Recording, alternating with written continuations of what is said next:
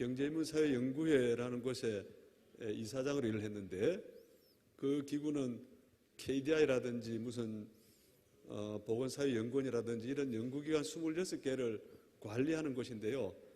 제가 거기 이사장으로 이제 있을 때 우리 양성조 당시 충남지사님이 초청을 하셔가지고 어떤 그 회의에 갔는데, 그날 제가 그 회의 주제를 보고 좀 깜짝 놀랐습니다.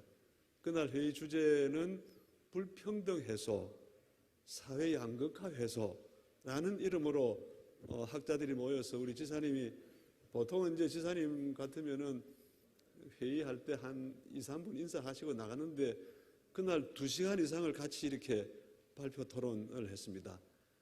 우선 그 태도도 제가 감동을 했지만, 도대체 대한민국의 여러 지사나 또 국회의원 정치 활동하시는 분들 중에 이런 주제를 자기 정치 활동의 최고 우선 과제로 삼고 고민하는 분이 도대체 몇 분이나 계실까 하는 생각을 제가 했습니다.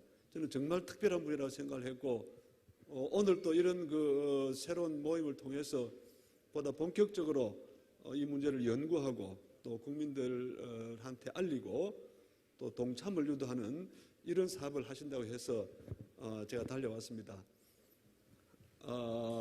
제가 오늘 마지막 그 말씀이 참 이렇게 가슴에 와닿습니다. 이것이야말로 새로운 독립운동이고 새로운 구국운동이다, 이런 취지의 말씀을 하셨는데, 저도 똑같이 공감합니다. 불평등을 방치하면 나중에는 어느 단계가 지나면은 손 쓸 수 없는 단계가 오게 됩니다.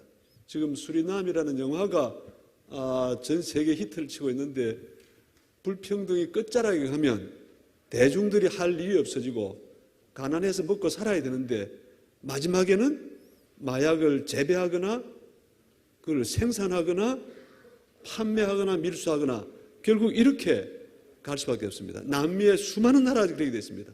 멕시코, 브라질, 무슨 아르헨티나, 수리남, 오늘 칠레 말씀도 하셨는데, 제가 가진 제가 오늘 소개해드릴 자료 중에도 칠레가 불평등 정도가 극심하다 하는 게 나와 있습니다. 그러니까 불평등은 만병의 근원이다, 이렇게 우리가 말씀드릴 수 있습니다. 저에게 오늘 주어진 시간이 많지 않기 때문에 조금 좀 빠른 속도로 그렇게 제가 오늘 정리한 내용을 말씀드리겠습니다. 목차가 이렇게 되어 있습니다. 불평등을 설명 이론에서부터 지금 윤석열 정부가 여러분 걱정이 많이 되시죠? 저는 잠이 잘 안 옵니다. 이 정부가 지금 오늘은 무슨 짓을 하고 내일은 무슨 짓을 할까? 저희 결론은 불평등을 극대치까지 끌어올릴 정부다. 이 나라 장래를 매우 위태롭게 할 정부다. 우리가 조금 더 이렇게 방심하면 어떤 일이 벌어질지 모른다. 제가 그 이유를 설명드리겠습니다. 3가지 이론이 있습니다. 크게 세계화와 무역 이론인데, 세계화가 진행되면 될수록 나라와 나라들이 무역 거래를 많이 하면 할수록 그 무역에 참여하는 모든 나라가 다 내부적으로 불평등이 증가한다, 그런 뜻입니다. 여기 보시는 것처럼 개도국에서 선진국으로 상품을 수출하게 되면 그 이제 수출하는 회사나 그 회사에 일하는 사람들의 소득은 올라가죠. 우리가 초기에 박 대통령 초기에 경공업 제품을 막 싼값으로 팔았는데, 그때 우리 국내에서는 경공업 그 회사를 운영하는 회사와 종사자들은 소득이 올라가고 나머지 사람은 농업에 종사했기 때문에 불평이 증가하는 것이죠. 선진국에서는 주로 제조업, 그러니까 동아시아에서 이제 그런 싼 제품을 많이 파니까 미국이나 유럽의 선진국에서는 경공업 제품을 하는 회사는 사업이 잘 안 되겠죠. 그래 그 회사들이 개도국, 후진국으로 나갑니다. 그럼 거기에 종사자들은 실업자가 되거나 급여가 줄어들게 되겠죠. 대신에 서비스라든지 무슨 고급 새로운 기술을 개발하는 이런 그 회사나 기술 기업이나 이런 데는 소득이 엄청나게 높아지기 때문에 세계화나 무역이 정진되면 될수록 불평등은 거의 모든 나라에 다 증가하게 되어 있다. 최근에 미국은 지금 새로운 수법을 도입하고 있습니다. 바깥으로 나간 회사, 미국 회사들을 다시 끌어들이고 리쇼어링이라고 그러죠. 그 다음에 최근에 미국의 재무장관이 한국에 와서 프렌드 쉐어링이라고 한국 니네들 우리 덕에 잘 그동안 이제 살기 좋아졌으니까 무슨 뭐 삼성이다 SK다 미국으로 투자해라 현대다 엄청나게 투자한다고 지금 공약 다 발표했습니다. 그 투자를 국내에서 했다면은 그건 다 좋은 일자리이기 때문에 국내 투자가 늘어나 고용이 늘어나고 국민 전체의 소득이 늘어날 텐데 알짜배기를 다 빼가기 때문에 이거는 우리한테는 마이너스 효과가 있고 미국에 가면 이게 이제 고급 일자리가 될 테니까 미국의 경제 성장이 이루어지고 미국 내에 또 불평등이 증가할 수 있습니다. 두 번째는 기술과 인적 자본 이론인데 신기술을 개발하면은 신제품이 나오겠죠. 그러면 그 선도 부분의 투자와 고용 소득이 올라갑니다. 나머지하고는 격차가 생겨야 되는 거죠. 그 다음에 이제 새로운 어떤 그 첨단 기술 분야에 종사하는 사람들의 전문 인력이나 고학력자들의 소득은 올라가고 또 그렇지 않은 사람하고는 차이가 난다. 그 다음에 이제 자동화.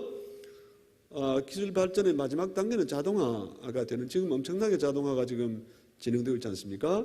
그래서 자동화가 진행되면 될수록 실업이 늘어나고 임금이 줄어들고 기그 이코노미라는 거는 이거는 이제 우리가 정규 계약을 해서 정규직이 되는 게 아니고 일이 있을 때마다 그때 단기 계약을 해서 하는 그런 경제를 기그 경제라고 하고 대부분 요새 플랫폼 노동 무슨 뭐 쿠팡 배달이다 뭐다 이게 지금 확대가 되고 있는데 이거는 기본적으로 임시직 비정규직이 늘어나고 또 그들의 급여가 줄어들기 때문에 빠르게 불평등을 늘린다. 제레미 리피킨이라는 학자의 노동의 종말 1990년대 초반에 나온 책인데 이런 미래를 예측을 했습니다. 노동이 끝나는 날을 향해서 자동화가 진행이 되고 뭐 등등 플랫폼이 생기고 요 오른쪽은 영국 옥스퍼드 대학의 프레이와 오스본이라는 학자가 미국을 연구를 했는데 2013년에 나온 논문인데 이 논문에서 앞으로 미국의 모든 고용의 47%가 다 컴퓨터화되고 자동화 될 거다 이렇게 예측한 바가 있습니다.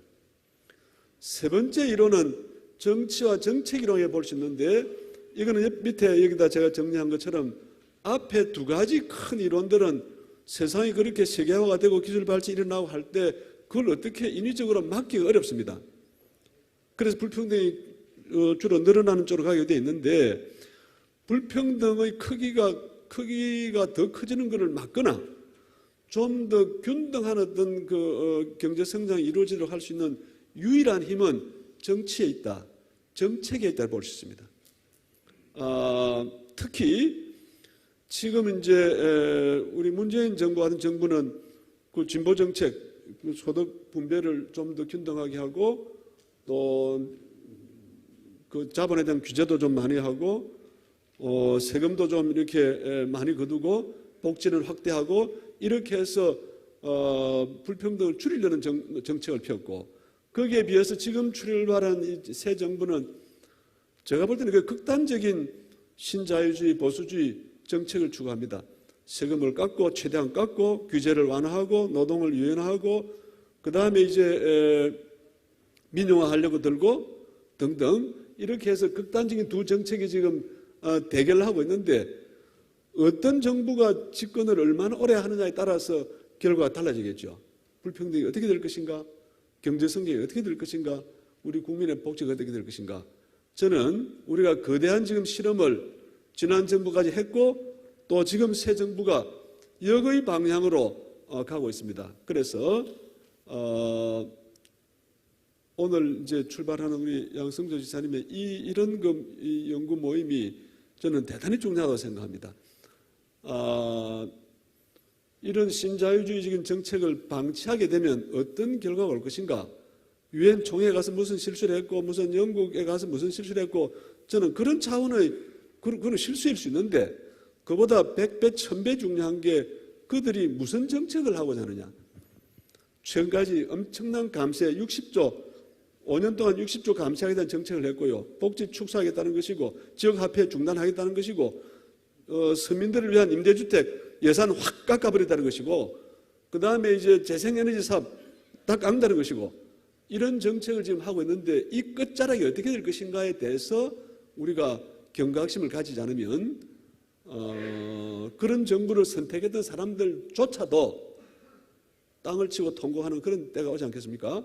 우리가 그런 그 판단과 선택을 제대로 하기 위해서 정당도 중요합니다만은 정당만의 힘으로는 어렵습니다. 늘 매일매일 정치 현안이 이렇게 일어나기 때문에, 그래서 이런 이 단체가 만들어져서 연구하고 토론하고 인식을 공유하고 또 그렇게 같이 토론하고 또 연구한 내용을 가지고 국회에 대해 정부에 대해서 정책을 요구하거나 비판하거나 이런 일들이 진행되지 않으면 우리나라 지금 장래가 저는 대단히 위험하다 이렇게 생각합니다. 제가 이제 이게 정책은 국가에 관한 거기 때문에 국가의 유형을 어떻게 분류할 수 있을까를 가지고 고민하다가 최근에 요 밑에 이제 요 밑에 X축은 포용성이라고 해서 GDP에서 사회복지 지출을 몇 프로 정도 하느냐를 가지고 이제 X축에 나왔고, 요 Y축은 혁신활동, 혁신에 대한 투자, 혁신활동 성과, 이걸 가지고 이제 분류를 했습니다. 분류를 해서 보면 이 각각의 평균을 놓고 보면 포용성도 낮고 혁신성 낮은 것은 발전국이라고 볼 수 있습니다. 주로 경제 발전에만 집중하는 나라이고요. 그 다음에 혁신성은 좀 낮은데 포용성이 높은 나라는 제가 복지국가라고 이름을 붙였고, 반대로 혁신성이 높은 나라를 혁신국가, 둘 다를 잘하는 나라를 혁신적 포용국가 이렇게 이름을 붙였습니다. 우리나라는 박정희 정부에서 전두환 정부 때까지 발전국가에 출발해서 지금 빠른 속도로 우리나라가 혁신 역량이 세계적으로 굉장히 높게 거의 탑 한 5위 정도까지 이렇게 올라가 있습니다. 우리가 지금 두 가지 길 중에 하나를 선택해야 됩니다. 계속 혁신과 경쟁의 방향으로 나갈 것이냐, 혁신 역량도 높이지만은 동시에 복지국가도 만들고 포용성이 더 높은 나라를 만들어야 될 것인가, 저는 두 갈래 갈림길에 서 있다고 생각합니다. 그런 의미에서 문재인 정부, 노무현 정부, 김대중 정부가 이 혁신성도 높이지만은 포용적인 정책을 통해서 우리 국민들이 함께 잘 사는 그런 나라를 만들려고 노력을 했는데, 특히 이제 문재인 정부 때 고생을 많이 했는데 그게 진도를 더 내기 전에 이 정권이 바뀌었기 때문에 이 정권은 오른쪽으로 가는 건 다 폐기하고 오로지 위쪽으로 가겠다 이렇게 지금 되어 있습니다. 그래서 이제 두 가지 길이 남아 있는데요. 포용국가와 경쟁국가인데, 포용국가는 아까 제가 잠깐 소개해드린 것처럼 분배를 더 폭넓게 어느 누구도 소외되지 않게 노인들까지 포함해서 제대로 사회보장을 폭넓게 잘하자는 것이고, 또 민주적인 참여를 더 확대하자는 것이고, 그리고 이제 동시에 국민들의 역량을 엘리트, 공부 잘하는 무슨 엘리트, 수도권 대학만 하는 게 아니고 국민 모두의 자녀들에게 최대한의 가장 최선의 교육을 시켜서 국민 모두의 역량을 높이자. 대개 이런 것들이 이제 포용국가로 볼 수 있는데, 포용국가 중에서도 제가 여기 보면은 노란 글로 우리가 혁신적 포용국가라고 볼 수도 있고 반대로 포용적 혁신국가로 볼 수도 있습니다.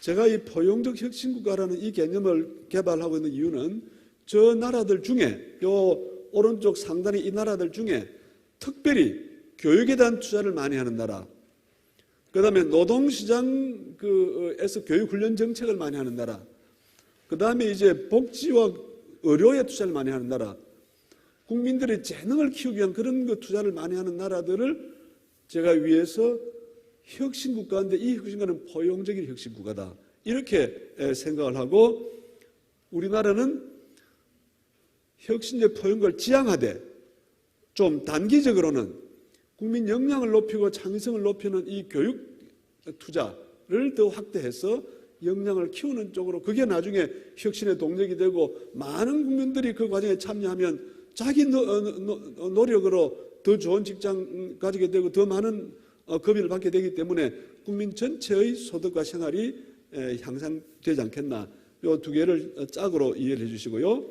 두 번째는 경쟁국가인데 이 경쟁국가는 지금 학계에서 많은 논의가 이루어지고 있는 것입니다.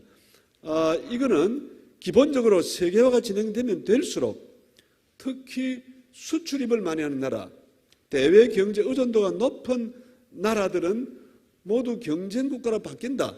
이런 나라들은 오로지 대외 경쟁력, 경제정책, 이것이 중심이 되고 이것이 1차적인 정책 과제가 되고 사회 복지라든지 무슨 분배라든지 이런 그 사회 정책들은 하위 과제, 거기에 부수되는 과제가 된다. 이렇게 보는 것이죠. 모든 것을 시장화하고 상품화하고 그 다음에 이제 노동을 유연화하고 복지는 가능하면 줄이려고 그러고 오로지 대외 국제 경쟁에 부응하는 그런 방향으로 정책을 하려고 한다. 여러분 좀 어려운 개념이지만은 우리가 만약에 우리나라의 장래를 선택해야 된다면 어떤 길을 가야 되겠습니까? 지금 정부는 어떤 길로 가고자 합니까? 우리가 판단해야죠. 문재인 정부는 어떤 길을 지향했습니까? 참고로 이제 저희 연구진에서 혁신적 포용가는 개념을 우리가 2016년에 만들고 단행본을 내고 그걸 이제 문재인 정부가 2018년에 공식적으로 그 국가 그 개념을 채택해서 4년 이상 이 정책을 했는데 미흡한 점이 있습니다만은 저는 이 방향으로 나가는 것 이외에는 길이 없다. 경쟁 국가는 주로 소수의 엘리트 대재벌 잘 사는 무슨 잘 나가는 대학, 잘 나가는 지역을 중심으로 키워놓으면 부자들을 키우면 낙수 효과가 생겨서 다 잘 살게 된다. 미국에서는 GM에 좋은 것은 미국 국민 모두에게 좋다는 그런 잘못된 주장이 있었는데 그런 것이죠. 그러면 다 잘 살게 되겠습니까? 극소수만 잘 살고 완전히 두 개의 세계로 단절된 사회가 되기 때문에 결국은 경제 성장도 안 되고 아무것도 이룰 수 없는 그 나라는 분열되고 온갖 그 투쟁과 분열이 일어나서 살 수 없는 나라가 된다. 우리가 그 길을 가야 되겠습니까? 좀 지금 세금 좀 더 내고 우리 여러 사람들 다 챙겨서 더 좋은 교육시키고 분배도 잘하고 같이 이 노후 보장 잘해서 함께 사는 연대 구조를 연대 체계를 만들면 저는 그 속에서 혁신 동력이 솟아나기 때문에 또 사회 분열 갈등을 줄이기 때문에 모두가 평화롭고 안정된 상태에서 더 좋은 연구개발, 더 좋은 어떤 혁신 활동이 저는 일어날 수 있고 그렇게 되면 두 개가 같이 할 수 있는 거죠. 이 두 개를 결합하는 비밀을 만들어낸 나라가 여러분이 잘 아시는 소위 노르딕 국가, 사회복지국가에 가장 잘한다고 하는 덴마크, 노르웨이, 스웨덴, 핀란드 이런 벨기에 이런 나라들이 지난 산업혁명 이후에 한 200년 동안 고민해서 이룬 그 국가 모델이 그런 모델이죠. 우리가 그걸 똑같이 이렇게 복사하고 할 수는 없지만 우리 실정에 맞게 이 원리들을 잘 결합하는 것이 우리가 나갈 길이다 이렇게 생각합니다. 이건 넘어가겠습니다. 왜 이 혁신의 포용가 필요한가? 전 세계 지금 흐름이 이거는 이제 GDP 대비 이제 그 세금 총 세수의 비율인데 모든 나라들이 우리가 정상적으로 민주주의하고 복지한다는 나라들은 모두게 늘어나고 있습니다. OECD 평균이 33.5%입니다.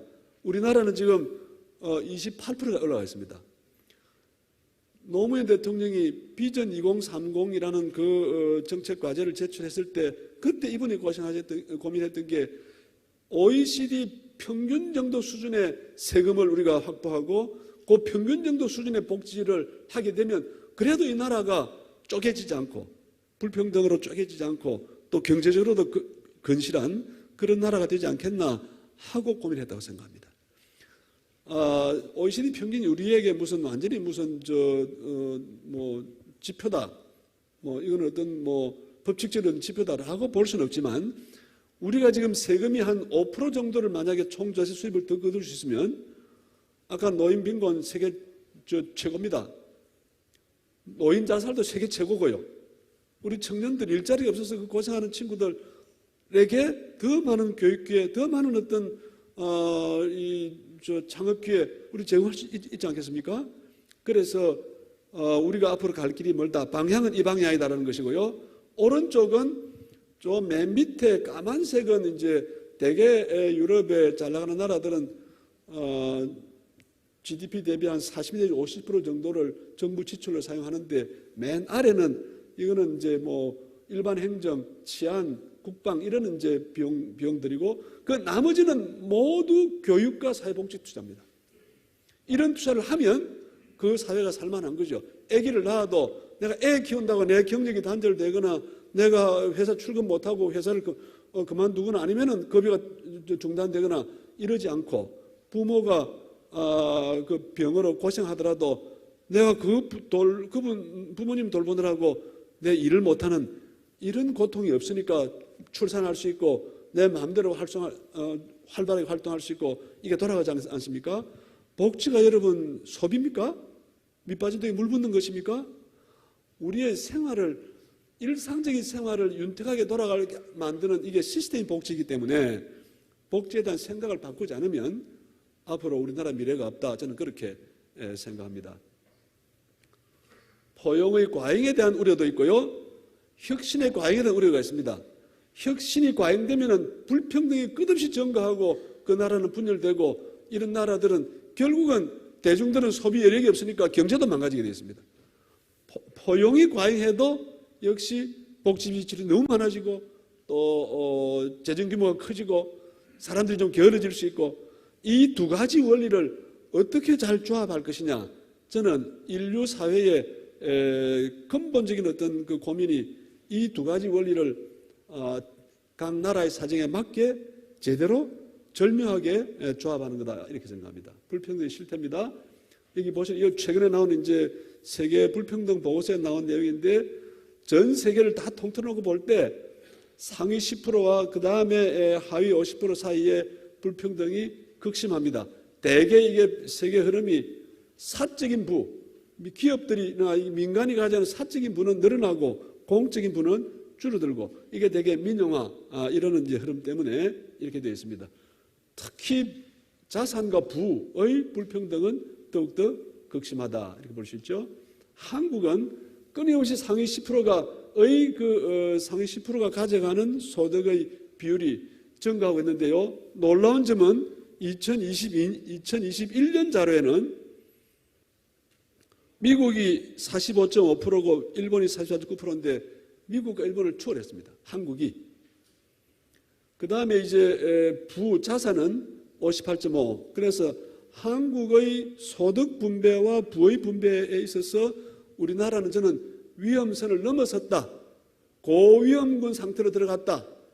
칠레에서 일어나는 일이 우리나라에서 일어날 수 있다. 이게 이 시간이 멀지 않았다. 이 상태를 조금 더 방치하면 아무도 통제하지 못하는 그런 사회가 될 가능성이 있다 생각합니다. 요거 지금 미국의 상황인데, 코로나 이후에 미국의 소득부가 어떻게 됐냐. 보시면 요 지금 중간에 미들 40%, 위에 10%, 중간 40%, 마지막에 50% 하면은 마지막 50%는 코로나가 극심한 단계에 조금 더 올라간 상태고요. 미들 40% 지금 떨어진 상태예요. 오른쪽을 보시면은 요 맨 오른쪽 상단은 금리 인상이 너무 되고 돈이 너무 많이 풀려가지고 미국에 지금 막 그 금리 올린다고 지금 난리를 치고 있습니다. 그래서 이제 인플레에다가 금리 인상이 동시에 진행이 되고 있으니까 요게 지금 꺾이고 있는데, 그 직전까지는 여러분 이 부가 상승하는 한번 기울기를 한번 보십시오. 이게 만약에 인플레하고 지금 금리 요 문제만 조정이 되고 나면 미국의 불평등은 통제 못하는 수준으로 가게 된다. 그 사이에 우리나라는 지금 새 정부가 들어와서 막 무슨 뭐 상속세를 줄이겠다, 뭐 온 세금을 줄이고 있기 때문에 한국은 더 통제 불가능한 상태로 가게 된다, 이렇게 생각합니다. 여기 지금 국회의원님이 우리 이정문 의원님밖에 안 계신데 이 의원님 현직도 계십니까? 우리 국회의원님을 부탁합니다. 이게 지금 세율에 대한 조정은 역시 국회가 하는 거기 때문에 저는 이걸 최대한 막아야 한다고 생각합니다. 이걸 잘못하면 빗장이 다 열리기 때문에 통제 불가능하다. 윤석열 정부가 가는 것은 신자유주의의 길을 가고 있고, 친미 친일의 편향 외교 노선을 가고 있고, 지향성은 경쟁 국가를 지향하는 그런 성향을, 명백한 성향을 너무 과도하게 보이고 있다 이렇게 생각이 되고요. 제가 최근에 이걸 정리를 다 했습니다. 법인세부터 쫙 이렇게 법인세, 중견기업 상속세, 부동산세, 소득세, 주식거래세 모든 세금을 다 깎습니다. 그래서 이제 대개 추정을 해보면 5년간 60조. 그러니까 세금을 깎아놓으면 세입이 줄어들기 때문에 세출을 깎아야죠. 그럼 세출을 그러면 어떤 걸 깎느냐? 이거는 이제 그 노동유연화에 관련되는 건데 여러분 이것도 한번 보십시오. 지금 국무조정실이 정리를 했습니다. 이게 노동 개혁을 한다면서 해고 사회를 확대하겠다는 게 지금 부당행위 형사처벌 조항도 삭제하겠다는 겁니다. 중대재해처벌법 이거 막 엄청나게 고생해서 해놨는데 이 다음 거의 면제하듯이 고용주 기업과 처벌 안 하겠다는 거예요 지금. 임금 피크제도 더 확대하고 등등. 지금 이 사람들이 하려고 하는 것들이 다 이런 일들입니다. 그러니까 기업가들, 투자자 이런 사람들을 대리해서 그 사람들이 요구하던 모든 것을 한꺼번에 다 풀어주겠다 그런 거죠. 요 예산에 나오는데 줄어드는 예산 보십시오. 공공임대주 줄어들고 지역화폐 전액 삭감하고 노인 일자리, 청일자리, 중소벤처 그러니까 대기업 위주로 가는 것이고 중소벤처 예산도 다 줄인다. 신재생 에너지 다 줄인다. 보건복지 고용군 예산 전가율이 제일 지금 낮게 이렇게 돼 있고 도대체 뭘 하려는지 모르겠습니다. 정말로 이 사람들이 이런 정책을 통해서 이런 규제 완화를 통해서 이루려는 그 결과가 우리가 동의할 수 있을 정도로 저는 진보지만은 진보도 좀 적어도 좀 어느 정도 동의할 수 있으면 안심이 될 수 있으나 이거는 제가 오늘 드리는 말씀은 전 세계 여러 나라들의 수많은 사례를 제가 비교해서 말씀드리는 건데요. 제 고집으로 말씀드리는 게 아니고 이런 식으로 하면 나라가 끝장난다. 절대로 부자들 대기업에도 좋은 결과가 오지 않는다. 제가 뒤에 다 설명드리겠습니다. 그러니까 포용국가의 길이 있습니다. 여기서 핵심이 포용성장이 핵심인데 자 5가지가 있습니다. 조세정책을 적극적으로 해라. 어떤 결과가 오느냐? 조세정책을 통해서 여기 보면은 조세를 이제 세금 내기 전에 불평등이 X축이고 세금 낸 뒤에 불평등이 Y축인데 이걸 보시면 세금을 많이 낼수록 불평등이 줄어드는 효과가 큽니다. 요거 이제 이 대각선이 이제 대각선 상에 있으면 불평등 차이가 없다는 건데 다 불평이 줄어들어요. 그러니까 세금 정책이야말로 불평등 정책의 저는 핵심이다. 이거를 소홀하게 정말로 우리가 수단을 다 잃어버리는 것이죠. 이게 이제 그 유명한 이제 그 그래프인데요. 이 그래프를 보시면 미국이 대공황 이후에 대공황과 2차 대전 60년대, 70년대까지 이 세율이 거의 영국 같은 나라는 거의 한계 세율이 100%까지, 미국은 90%까지 세금을 엄청나게 걷어가니까 어떻게 됩니까? 이거는 1%에 대한 것만 했는데 이 까만색이 불평등 정도입니다. 불평등이 급격히 줄어든다. 세율과 불평등은 거의 완벽한 함수관을 가지고 있습니다.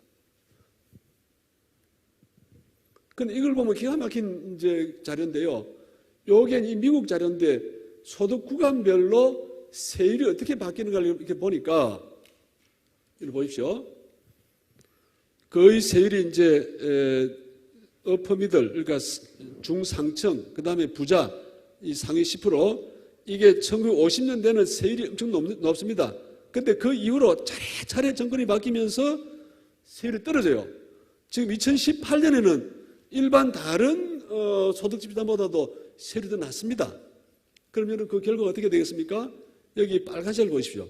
이 빨간색은 1980년부터 2018년 동안에 각 소득 집단들의 소득이 얼마나 늘어났는지를 보여주는데 저 맨 오른쪽에 상위 0.5% 이상의 소득이 상상을 초월할 정도로 커집니다. 그러니까 세율과 소득 또 자산이라고 하는 것은 거의 완벽한 함수관을 가지고 있다.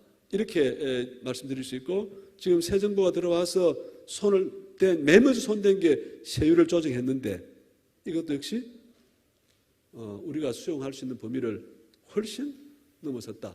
이 결과는 우리가 지금 우리나라의 경우에도 마치 요 오른쪽 요 위에 그 파란색 이거는 1946년부터 80년까지인데 그때는 거꾸로 떨어지잖아요. 지금 최고 부자들이. 그런데 80년 이후 레이간 등장 이후에 이게 완전히 지금 역전해서 이런 일이 생겼는데 여러분 우리나라에는 이런 일이 안 생겼습니까? 세율에 손을 댔는데 그다음 규제 완화를 하고 노동조합도 약화시키고 뭐 노동 유연성도 지금 막 확대하는데 해서는 안 될 짓을 하고 있다. 부자들에게는 좋을지 몰라도 나라 전체는 너무나 해악이 되는 일을 이 사람들이 하고 있다. 이 방치해서는 안 됩니다. 그 다음에 이제 복지 투자를 확대하면은 불평등이 줄어든다. 그런 논문입니다. 그 다음에 이제 사회복지 지출을 증가하니까 불평등 지수가 떨어지더라. 오른쪽 좀 소개를 말씀드리면, 요거는 이제 세계 불평등 보고서에서 2018년에 나온 그 자료인데요. 제가 한번 선을 그어봤습니다. 우리가 어느 수준의 불평등을 용인할 수 있는가? 어디 이상은 용인해서는 안 되는가? 이거는 제가 임의로 설정을 해본 건데요. 유럽의 서유럽, 동부유럽 빼고 서유럽의 경우에는 장기간 35%, 상위 10%가 35%의 소득을 가져가는데 장기간 35% 선에 있다가 지금 최근에 지금 올라가고 있습니다. 30에 35%는 매우 건전하다. 안정되어 있고 이거는 수용 가능하다. 이거는 이제 세금 아까 말했듯이 세금 많이 거두고 복지 투자를 많이 하기 때문에 그렇습니다. 그런데 저는 위험선이 40%를 넘어가면 그때부터 위험해지기 시작한다. 그리고 45% 선을 넘어가면 이 고위험군, 제가 이게 일일이 다 찾아봤어요. 이렇게 여기 해당되는 나라를 보니까 칠레 58점 10%가 그 60%를 다 가져가 버려요. 보통은 58.9 저런 수치는 웰스 자산이나 부의 분배가 저렇게 악화되어 있는데 칠레 이놈들은 소득을 날강도들이 10%가 싹쓸이를 해가 버리기 때문에 아까 버스값 얼마나 했습니까? 뭐 50원 했습니까?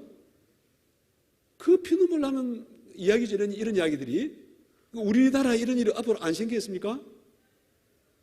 그래서 40%를 우리가 이제 이 선을 넘어서면 위험해지게 한다. 우리는 이미 지금 45 넘어섰고 부는 60% 가까이 다가가고 있고 그래서 좋은 정부가 나오려 하면은 45%에 올라간 거를 쭉 지속적으로 40%대까지 끌어내리고 더 힘이 있으면은 35에 근접하게 만약에 국가 관리를 저는 그렇게 하는 국가가 있다면은 최고 정부가 될 수 있겠죠.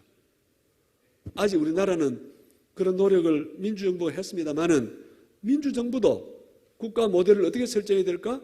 국정기조를, 국정원리를 또 국가 주요 정책을 어떻게 설정해야 될까? 여기에 대한 고민이 부족하고 막 그냥 이게 대중들의 요구에 따라서 이런 정책 수없이 하다 보니 미흡한 점이 있었죠. 그런데 우리도 민주정부가 3번이 집권하면서 이제 많이 축적이 돼 있고 더군다나 우리 양지사님처럼 아무도 신기한 이런 그 중요한 주제를 가지고 연구부터 하겠다.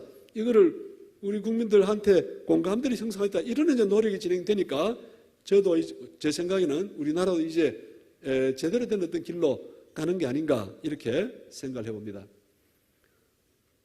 제가 오늘 아침에 불평등 정도하고 그 취약국가지수 평가 이걸 가지고 제가 엑셀을 제가 돌려봤습니다. 돌려보니까 어떤 결과가 나오느냐? 불평등 X축이 불평등 정도가 높으면 높을수록 취약국가라는 것은 그 사회에 분열 갈등이 많다. 또 그 국민들 사이에 연대나 응집성이 약하다. 경제 침체가 일어나고 있다. 정책 정당성에 대한 어떤 문제 제기가 많다. 이런 걸 합쳐서 취약국가를 하는데 불평등이 높을수록 나라들은 국가들은 취약해진다. 내부적으로 취약해진다. 오른쪽에 이거는 글로벌 피스 인덱스라는 그 지수인데 세계 평화 지수라는 지수인데 이거는 국내적으로 범죄가 얼마나 되느냐, 테러리즘 활동이 있느냐, 그 다음에 폭력적인 어떤 폭력 사태가 막 일어나느냐, 그 나라의 군사비 지출이 얼마나 되느냐, 그 다음에 이제 해외 부분에 있어서 해외 분쟁이 얼마나 개입하느냐 하는 걸 따져서 그걸 이제 점수를 했는데 우리가 예상할 수 있는 것처럼 불평등이 높은 나라일수록 평화지수, 이건 사실은 평화 반대말이죠. 이건 실제 평화가 아니고 평화에 반대되는 현상이 내부의 불안, 갈등, 어떤 군비 확장 이런 식으로 많이 가더라. 그러니까 아까 제가 말씀드렸듯이 불평등은 만병의 근원이다. 우리가 어느 사회의 불평등을 제로로 할 수가 없습니다. 그걸 제로로 하려고 한 게 공산주의 세력인데 만약에 우리가 35% 그 다음에 양보해서 40% 이내에 이걸 만약에 관리할 수 있다면은 그 정도 불평등 용인하자. 그걸 넘어서면 나라가 쪼개진다. 이렇게 볼 수 있습니다. 그 다음에 교육 투자를 최대한 확대해야 됩니다. 교육 투자. 요거는 X축은 학교 다닌 그 연수가 많을수록 불평이 줄어드는 것이고, 저기는 교육 투자가 저게 이렇게 그 투자를 하면 할수록 불평등 지수가 늘어나다가 20%대를 넘었으면은 줄어든다.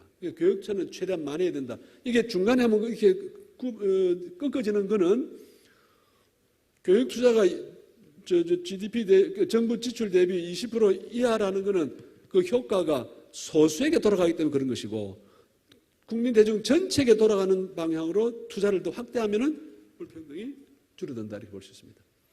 이거는 뭐 같은 얘기 지나가겠습니다. 지역 균형 발전도 중요한데 여기에 요 X축은 이제 그 진위 계수고요. Y축은 그 불평등이 얼마나 변화가 있느냐를 살펴본 것인데, 독일이나 이태리 같은 나라들은 정부 지출을 통해서 지역 간의 불평등을 줄이는 투자를 많이 했습니다. 그러니까 불평등 점수가 더 많이 떨어진 것이죠. 오른쪽은 그냥 지나가겠습니다. 그 다음에 이제 국가체제가 중앙집권체제냐 연방체제에 따라서 연방체제의 경우에 불평등을 감소시키는 효과가 더 크다. 이런 연구도 나와 있습니다. 요거는 좀 복잡한데요. 요거는 이제 혁신을 하면은 불평등이 되게 증가하는 게 맞습니다. 왜냐하면 그거는 연구 개발해야 되고 신기술 개발해야 되고 이거는 모든 국민이 다 똑같이 못하기 때문에 불평등이 증가하는데, 그렇다고 혁신을 해야 되는데 일부 소수 엘리트나 대기업이나 여기에만 제한적으로 하게 되면은 불평등이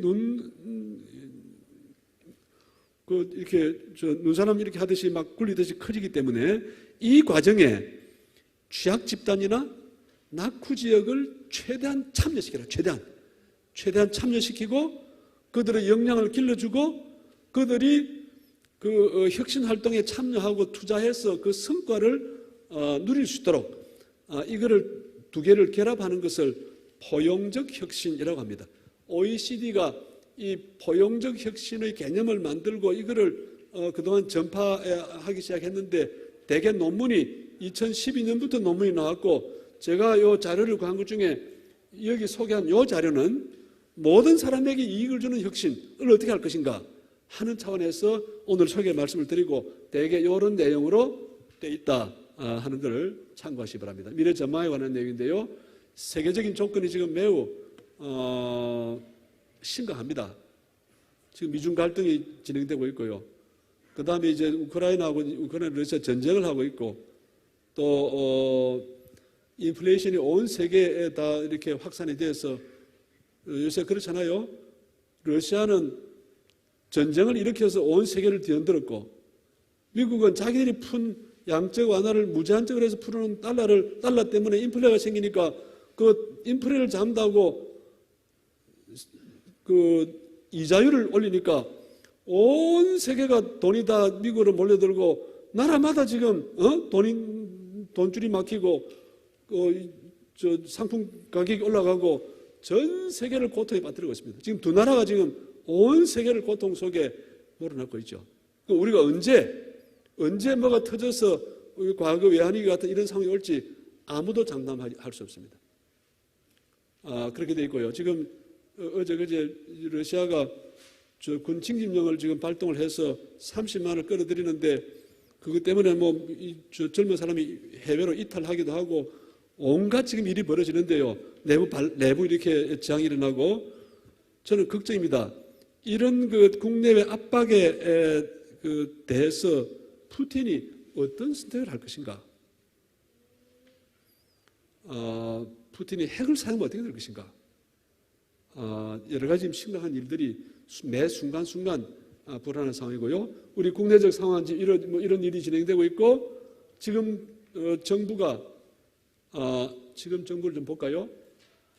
지금 정부는 시대 불화적인 정부다. 시대적 요구와 전혀 다른 반대되는 일을 하고 있습니다. 시대착오적이라는 말을 하려고 하다 제가 너무 과격한 표현이 돼가지고 그 표현을 미처 못했는데, 시대와 시대의 흐름을 가려면은 문재인 정부 하던 걸 더 잘 발전시켜야죠. 부동산은 좀 잡고, 예를 들면 그다음에 뭐 소득주도 성장에 조금 이렇게 문제가 있으면 그거 좀 수정하고 해서 남일을 계속 해야 되는데 지금 잘못 가고 있다 봅니다. 모순적인 정부입니다. 전혀 지금 불평등을 줄여야 되는데 느리는 정책을 하고 있고요. 너무 정책 편향성이 대미 편향, 대일 편향이 너무 강하고요. 대북 편향도 너무 지금 강해가지고 앞으로 이미 지금 그런 일이 발생하고 있고, 두고 문제가 안 되겠습니까? 퍼펙트 스톰 우리 고민해야 됩니다. 제가 한 장이 남았는데 그냥 마무리하겠습니다. 실로 지금 엄청난 일이 진행되고 있고 하루도 우리가 안심할 수 없는 상황인데, 우리가 정부를 이때일수록 정부를 믿어야 되는데 정부를 믿을 수가 없고, 만나는 사람마다 이거 어떻게 되겠나 이야기를 하고 이렇게 하고 있습니다. 어제 제가 공무원 출신 어떤 분하고 저녁을 먹었는데, 이분은 이제 퇴임을 한 분인데, 자기가 공무원을 했던 사람으로서 하루하루가 너무 불안하다.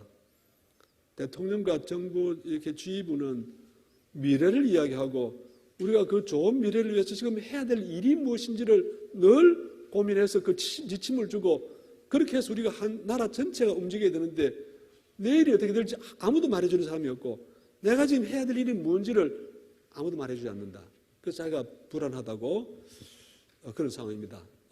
오늘 제가 말씀드린 새 정부가 어떤 그 분배 정책, 경제 정책, 또 그다음에 이제 규제와 관련 이런 정책들이 부자들을 위해서 또 대기업을 위해서는 빗장을 다 풀고 있는데, 그러면 힘든 사람들한테는 어떤 결과가 올 것인가? 우리가 예상하는 것은 불평등이 코피 풀린 말처럼 커지지 않겠나? 나중에 손을 대는 손댈 수가 없어지고, 그러면 모든 사람이 다 가난해지기 때문에 구매력이 없습니다. 아무리 좋은 물건 만들어놔도 살 수가 없어요. 저출산인데 살 인구도 적어요. 어떻게 하겠습니까? 해외에 팔아야 되는데 해외에 팔면 그런 상황이 되면은 오늘 제가 말씀드린 경쟁국가 이 방향으로 경제만 남고 사회정책 무슨 이런 거 다 죽여버리고 오로지 경제만 남고 자국 내에는 거의 노예적인 상태에 그런 내가 총을 들거나 마약을 재배하거나 하는 거 이외에는 할 수 없는 그런 국민들만 남지 않겠습니까? 우리가 이런 상황을 지금 예상할 수 있기 때문에 우리 모두가 지금 각성하고 깨어 있어야 되고, 그런 의미에서 우리 양 지사님이 제가 정말 존경합니다. 제가 국가경영발전위원장을 하면서 대한민국의 거의 모든 도지사, 시장 제가 수십 명을 다 만나본 사람인데 단 한 명도 양극화나 불평등이 중요하다라고 그거를 문제시하는 분이 안 계세요. 다 우리는 성장하겠다고, 우리 동네 개발하게 해달라고 이렇게 했지. 그런데 우리 양 그런 말씀 안 하시잖아요. 정말 귀한 분이고 앞으로 이 양 지사님이 하는